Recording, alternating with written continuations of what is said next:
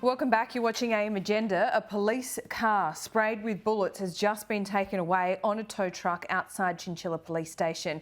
This as the investigation continues into Monday's deadly ambush on a Williambilla property. Clare Todhunter is there for us live. Claire, what's the latest?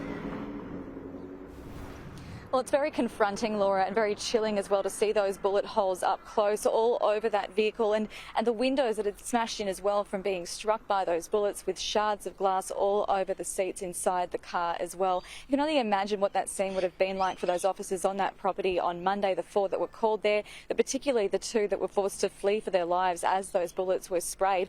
We did hear that Randall Kirk, one of the surviving officers who was shot in the leg and was discharged from hospital yesterday, he had fled in a police car, and that the windows were shattering as he was driving away as it was hit with bullets. So very confronting indeed to see that up close. But we know that police are also investigating now how complex a trap was laid for those police officers, as they've found cameras on the property and a number of weapons and ammunition as well.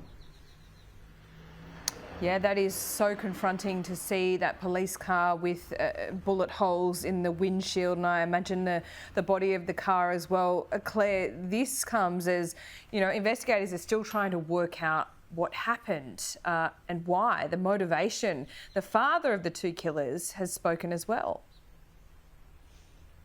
Yeah, he did. Ron Train spoke out last night for the first time about his relationship with his 2 sons, Nathaniel and Gareth, who he hadn't actually spoken to in 23 years.